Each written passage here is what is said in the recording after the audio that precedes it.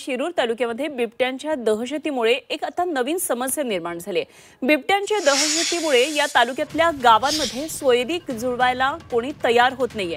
त्यामुळे तालुक्यातल्या गावांमध्ये शेकडो तरुणांची लग्न सध्या रखडलेली आहेत। बिबट्यांच्या दहशतीचा हा सगळा परिणाम आहे। बिबट्यांच्या दहशतीचा परिणाम म्हणजे सामाजिक जीवनावर सुद्धा झालेला आहे। तर गावातले शेकडो तरुण वेल सेटल आहेत, चांगले कमवतात, मात्र त्यांना केवळ या बिबट्यांच्या दहशतीमुळे मुली देण्यास नकार दिला जातो आहे। सोयरीक मिळत नाहीये आणि म्हणून तरुणांचे आई वडील सध्या चिंताग्रस्त आहेत। तर गुलाबी स्वप्नांचा चक्काचूर होत असल्यानं तरुणांना निराशेनं ग्रासलेलं आहे। शाळेला उन्हाळ्याची किंवा दिवाळीची सुट्टी लागली की खरं तर बच्चे कंपनी मामाच्या गावाची वाट धरत असतात, मात्र बिबट्याच्या दहशतीमुळे या परिसरातल्या गावांमध्ये भाचे मंडळी मामाचं गाव नकोच असं म्हणू लागलेले आहेत। तर वनमंत्री गणेश नाईक यांनी आज या तालुक्याला भेट दिली, त्यांच्याशी संवाद साधलाय आमचे प्रतिनिधी हेमंत चापोडे यांनी। वनमंत्री गणेश नाईकांनी भेट दिली। सर, तुम्ही स्वतःच पीडित कुटुंबियांच्या घरी भेट दिलेली।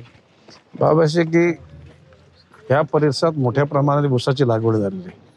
आता सांगितलं गेलं ऊसामध्ये डुकरं होती, डुकरं पण संपली, लांडगे संपले, कोले संपले, ससे संपले, आजूबाजूच्या गावातले कुत्रे पण संपले।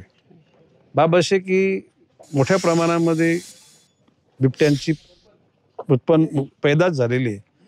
रेकॉर्डप्रमाणे 750 बिबटे या जुन्नर तालुक्यात आहेत, पण एकूण खाजगी माहिती घेतल्यानंतर ते 1000च्या वरती आहेत।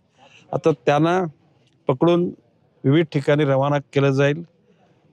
सॅटेलाईटच्या माध्यमातून, आर्टिफिशियल इंटेलिजन्स, कृत्रिम बुद्धिमत्तेच्या माध्यमातून त्यांचा सुगावा लागल्यानंतर मोठ्या सायरन होणार।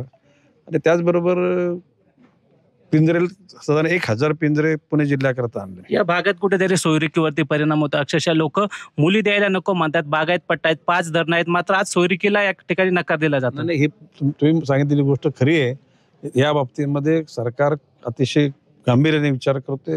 वन खातं आणि पोलीस खातं, प्रशासन, जिल्हाधिकारीचे कार्यालय सुद्धा या बाबतीमध्ये लोकांच्या बरोबर राहून, लोकांचा सहकार्य घेऊन या गोष्टीवर मात करण्याचा प्रामाणिक प्रयत्न। Hemant Chapode, Zee Media, Shirur, Pune.